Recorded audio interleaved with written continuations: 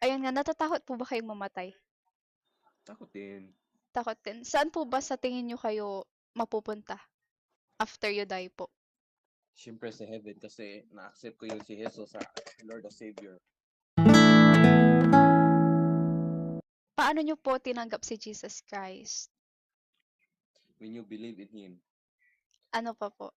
sa young words at after believe sa sa Kanya, tas yung mga commanded niya Love the Lord your God.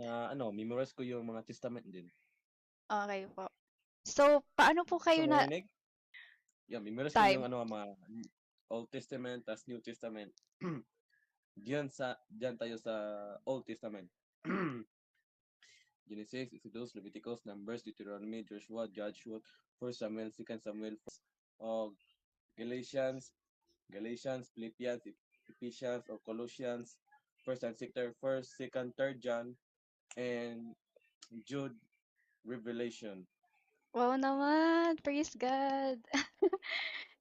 Ang dami pong mga hindi pa po sumasampalataya kay Jesus Christ na po. And sa tingin po Yes. nila, Jesus Christ is just a man, hindi siya Mm. Diyos. Ano po ba, si Jesus Christ is God? Do you believe that Jesus Yes. Christ is God? Si Jesus Yes, Christ, di ba po Savior. anak po siya?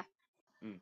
And then, siya po ay ginawa po ba ng Diyos Ama or hindi? Hindi. Hindi ko alam. Ang gusto niyo ba bang sabihin is like, sa Old Testament, Jesus is not yet existed. Yeah. Tapos, sa New Testament, doon na siya Doon na doon. nag-exist. Doon na doon. So, pero ang Bible, from Genesis up to So, Revelation, yes. Jesus, the Bible is pointing to Jesus Christ. Di ba hindi po pinabayaan ng Diyos si Adan at Eva kahit nagkasala sila? Nung before Yeah. sila umalis ng Garden of Eden, binihisan pa sila ng Diyos. Tama? Yung damit po ng hayop na yun, nagsisimbolize kay Jesus Christ. Ibig sabihin, so, kahit Saglit na lang. kahit nagkasala ka, bibihisan pa rin kita. And yung clothing na yun, nagsisimbolize sa redemption. Symbolize sa Redemption. clothing. Oo, nagsisimbolize sa redemption ng Diyos. So, Yes. aside from that, yung sa Ark of Noah, sa laki ng barko na yun, iisa lang yung pinto na Mm. pinagawa ang Diyos. Mm. Sino nagsisimbolize sa pinto na yun?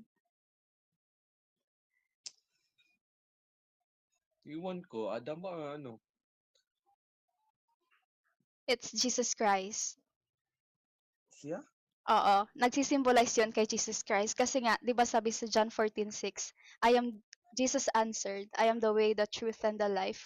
No one comes to the Father except through me. So lahat ng nakapasok sa pinto na yun, sila lang yung naligtas. Di ba 8 sila?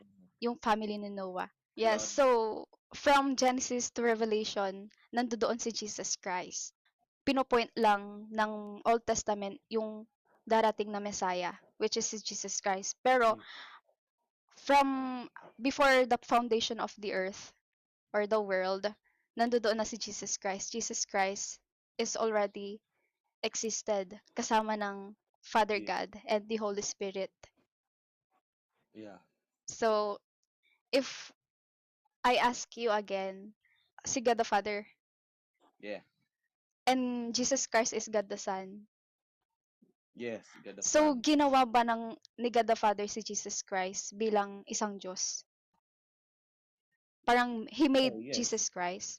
Like, parang, parang minold niya, ganon. Uh-huh. Actually, it's not. Hindi. Oo. Si God the Father, Jesus Christ, and the Holy Spirit, existing na sila. Iisa sila, existing na sila. Before the foundation of the earth. Hindi ginawa si Jesus Christ, kundi nandoon na siya before magawa ang Genesis, ganyan, di ba? Nandoon na Mm. si Jesus Christ. Hindi siya Ah. ginawa. Oo, yun yung gusto kong sabihin. So, existing na siya. Nagigets ba? Alright, gets natin. So, Jesus Christ is God.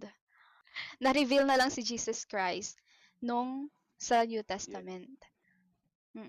'Di ba sabi niya, I and the Father are one, tapos sabi niya, before Abraham was, I am. So, ibig sabihin, kasama-kasama na talaga ni Jesus Christ, si God the Father and the Holy Mhm. Spirit. Sabi mo kanina, non-Catholic ka. So, anong belief mo ba? Muslim. Muslim ka. But you believe in Jesus Christ. Half What do you Muslim, mean? Baptist. Ah, Half ako. Baptist. Yes. Oh, pero, di ba sabi mo kanina, ang sagot mo is, Jesus Christ is your Lord and Savior, kaya ka mapupunta ng langit. Mm. Pero di ba hindi yun yung tinuturo sa Muslim? Am I right? Or Yes, right. ano ba yung paniniwala ng Muslim? Paano sila mapupunta? Good works? So, meron silang kwaran sa Oo. ilang cells. Kwaran, yan, di ba? And the way their, paths, syempre, different from religion. Ano yan? Hindi din alam nila nga, ganyan pala ang yeah.